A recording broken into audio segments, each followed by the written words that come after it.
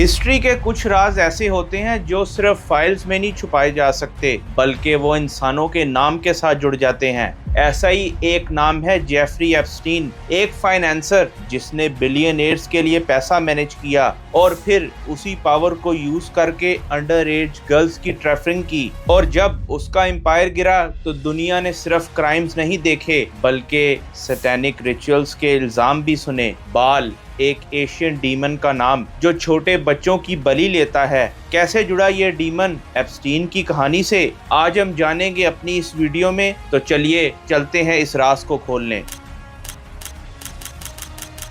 Jeffrey Epstein का पूरा नाम जेफरी एडवर्ड एप्स्टीन था, जिसकी डेट ऑफ बर्थ थी 28 जनवरी 1953 और place of birth Brooklyn, New York, USA. एक वर्किंग क्लास बैकग्राउंड से ताल्लुक रखता था, ना ही किसी रॉयल लीनिएज के साथ कनेक्शन था और ना ही बिलियनियर इनहेरिटेंस। उसने कॉपर यूनियन और न्यूयॉर्क यूनिवर्सिटी में क्लासेस अटेंड की, लेकिन डिग्री कभी कंप्लीट नहीं की। फिर भी वो मैनहट्टन के अलाइड डाल्टन स्कूल में मैथमेटिक्स और फिजिक्स पढ़ाने लगा। यहाँ से उसकी एंट्री हुई अलाइड सर्कल्स में। मिड 70s में एप्स्टीन ने ज्वाइन किया इन्वेस्टमेंट बैंक बेयर स्टर्न्स को, जहाँ जूनियर असिस्टेंट से अपने करियर का स्टार्ट करता है और बाद में कंपनी में लिमिटेड पार्टनर बन जाता है। लेकिन 1981 में वो सडनली फर्म छोड़ देता है और लॉन्च करता है अपनी एक कंपनी इंटरकॉन्टिनेंटल एसेट ग्रुप और खुद को डिस्क्राइब करता है एक बाउंटी हंटर, एक ऐसा स्पेशलिस्ट जो अल्ट्रा वेल्थ एलाइट्स के लिए काम करता है, उनके हिडन एसेट्स को ट्रेस करता है,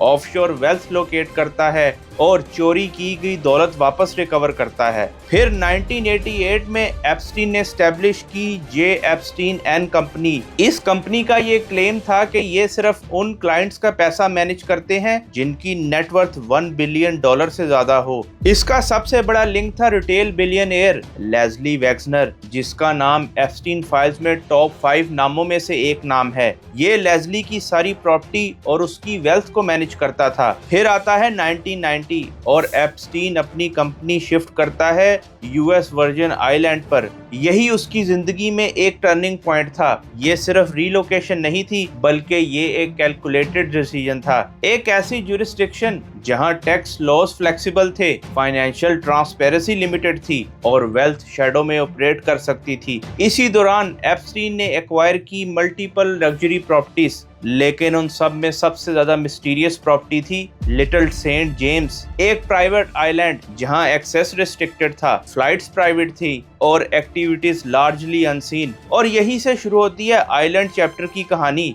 लेकिन इन्वेस्टिगेटर्स के लिए ये पैराडाइज नहीं, ये एक क्राइम सीन बन गया था। यहाँ एप्स्टीन ने कंस्ट्रक्ट करवाया mansion, guest villas, private docks और एक मिस्टीरियस स्ट्रिप्ड स्ट्रक्चर जिसे इंटरनेट ने नाम दिया the temple. Blue white stripes, golden dome, arch doors, statues और labyrinth style terrace. Speculation explode हो गई। फिर 2005 आया। पाम बीच पुलिस को कंप्लेंट मिलती है, एक ऑर्डिनरी कंप्लेंट जिसने एक्सपोज कर दिया एक एक्स्ट्रा ऑर्डिनरी हॉरर नेटवर्क। एक पेरेंट अक्यूज करता है जेफरी एप्स्टीन पर कि उसने उसकी 14 साल की बेटी को फिजिकली अब्यूज किया। और फिर इन्वेस्टिगेशन शुरू होती है। शुरू में ये केस एक सिंगल एलिगेशन लग रहा था, लेकिन जैसे जैसे इन्वेस्टिगेशन आगे बढ़ी, एक डिस्टर्बिंग पैटर्न सामने आने लगा। फेडरल इन्वेस्टिगेटर्स ने डजन विक्टिम आइडेंटिफाई किए। कुछ सिर्फ 14 से 16 साल की लड़कियां दुनिया के सामने आती है और उनका बयान ऑलमोस्ट आइडेंटिकल था। हमें आइलैंड पर बुलाकर एक्सपेंसिव गिफ्ट दिए गए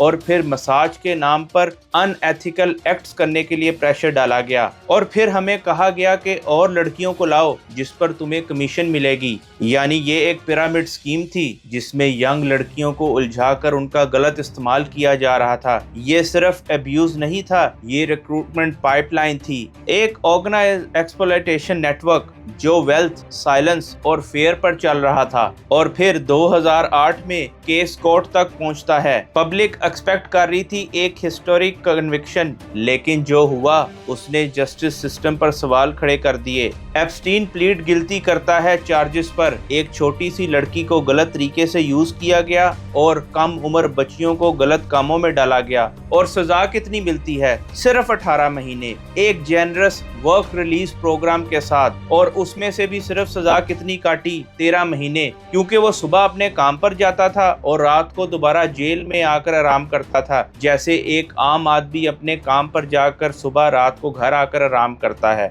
इससे पब्लिक आउटरीच फैल गई, लेकिन ये सिर्फ एक चैप्टर था, फाइनल डाउनफॉल अभी बाकी था। और फिर आता है जुलाई 2019। कई सालों की खामोशी के बाद विक्टिम्स की आवाज दोबारा उभरती है और न्यू इन्वेस्टिगेटिव रिपोर्ट होती है और आखिरकार सिस्टम दोबारा मूव करता है। फेडरल प्रोसिक्यूटर्स न्यूयॉर्क में नए चार्जेस फाइल करते हैं, सेक्स ट्रैफिकिंग और कॉन्स्पिरेसी टू ट्रैफिक माइनर्स। इस बार केस फ्लोरिडा जैसा नहीं था, एविडेंस ज्यादा स्ट्रॉन्ग था, विक्टिम टेस्टिमनी ज्यादा डिटेल्ड और public pressure unprecedented. Epstein arrest होता है और मैनहट्टन की फेडरल जेल में ट्रांसफर कर दिया जाता है, जहां ना बेल और ना कोई चांस नजर आ रहा था उसके रिलीज का, ना ही कोई प्रिविलेज मिलते नजर आ रहे थे। पहली बार लग रहा था कि बिलियनेयर फाइनेंसर को फुल ट्रायल फेस करना होगा, लेकिन फिर 10 अगस्त 2019 सुबह के वक्त गार्ड्स उसकी सेल चेक करते हैं और जेफरी एप्स्टीन अपनी मैनहट्टन सेल में डेड मिलता है। Cause of death officially rule होता है suicide bye hanging. Federal medical examiner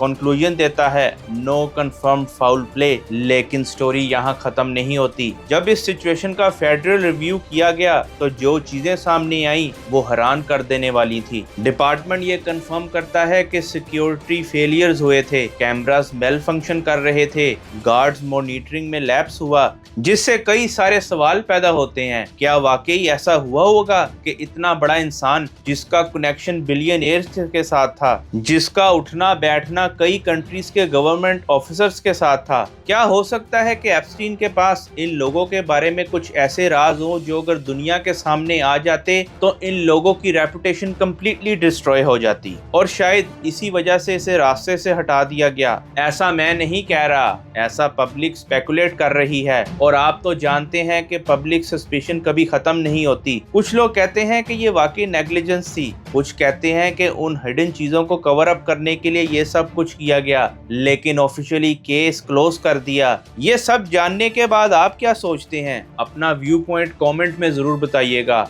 और अब कहानी का सबसे कंट्रोवर्शियल हिस्सा आता है। एप्स्टीन तो मर गया था, लेकिन फेडरल इन्वेस्टिगेशन के पास उसकी फाइल्स, उसका नेटवर्क और उसके राज अभी भी जिंदा थे और 2026 में एप्स्टीन केस फिर से हेडलाइंस में आ जाता है। इस बार ना न्यू विक्टिम टेस्टिमनी, ना अरेस्ट वारंट, बल्कि financial files. Recently released Epstein related banking documents internet पे वायरल होने लगे। रिसर्चर्स, ब्लॉगर्स, कॉन्स्पिरेसी फर्म्स सब एक ही लाइन हाईलाइट कर रहे थे, बाल.नेम, जिसे वो एक बाल नामी डीमन गॉड से रिलेट करने लगे। ये बात आग की तरह पूरे इंटरनेट पर वायरल हो चुकी है कि जेफरी एप्स्टीन बाल की पूजा करता था। यहाँ मैं आपको बाल का एक छोटा सा इंट्रोडक्शन देना चाहूंगा, जिसके नाम का मतलब है लॉर्ड। ये फर्टिलिटी का खुदा माना जाता है। इस बाल की कहानी स्टार्ट होती है बनी इसराइल के एक कबीले लेविटेट से, वही कबीला जिससे हजरत मूसा अलैहिस्सलाम का ताल्लुक था।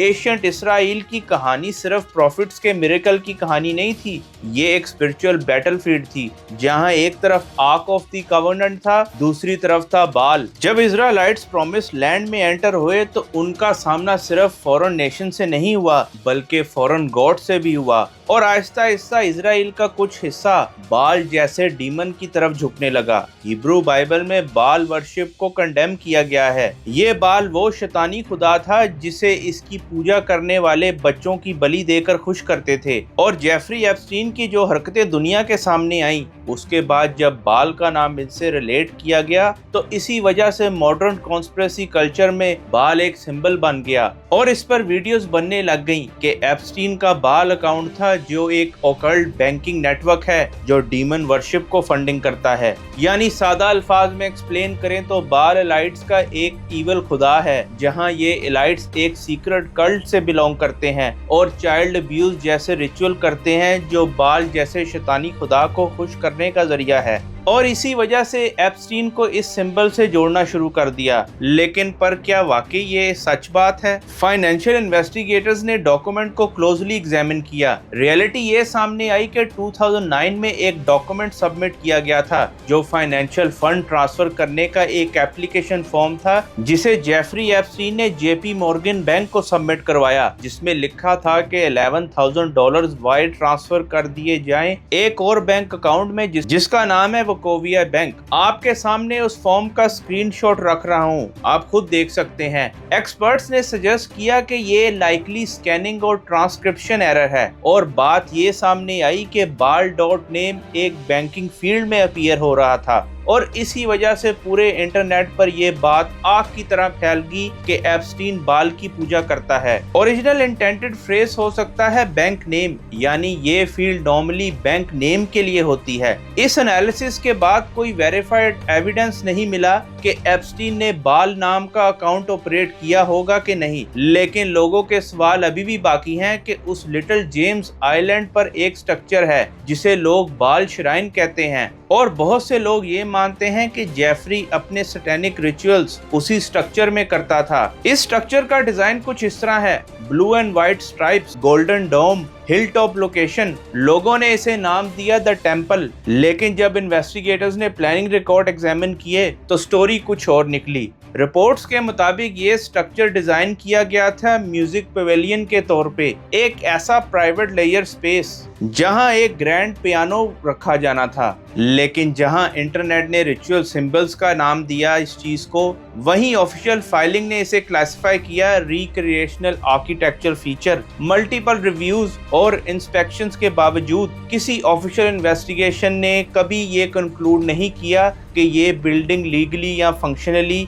रिचुअल वर्शिप्स के लिए रिकॉग्नाइज की गई होगी। लेकिन स्पेकुलेशन अभी भी रुकी नहीं, और इंटरनेट पर वीडियो मिलती है डिफरेंट थ्योरीज के साथ, लेकिन बियॉन्ड अली पर सिर्फ सच मिलता है। तो दोस्तों, जेफरी एप्स्टीन की ये डॉक्यूमेंट स्टोरी पावर, वेल्थ और इन्फ्लुएंस की कहानी थी, लेकिन इस पावर के पीछे एक सिस्टमैटिक नेटवर्क छुपा था, अंडर एज गर्ल्स की ट्रैफिकिंग और अब्यूज, जो कोर्ट्स और इन्वेस्टिगेशंस में प्रूव हुआ। ये क्राइम्स रियल थे, वेरीफाइड थे और हिस्टोरिकली रिकॉर्डेड हैं। उसके क्राइम्स डॉक्यूमेंटेड हैं, उसका नेटवर्क रियल था, लेकिन बाल का कनेक्शन, सिंबोलिज्म ज्यादा है, एविडेंस कम। लेकिन फिर भी सवाल जिंदा है, क्या इलाइट डार्कनेस सिर्फ एक मेटाफोर है या कुछ और गहरा छुपा हुआ सच? अगर आप चाहते हैं कि एप्स्टीन फाइल्स, क्लाइंट लिस्ट और उस आइलैंड्स के सीक्रेट्स पर डीपर इन्वेस्टिगेशन की जाए तो चैनल को सब्सक्राइब कर लें, क्योंकि यहाँ सिर्फ हिस्ट्री नहीं, हिडन हिस्ट्री एक्सपोज होती है।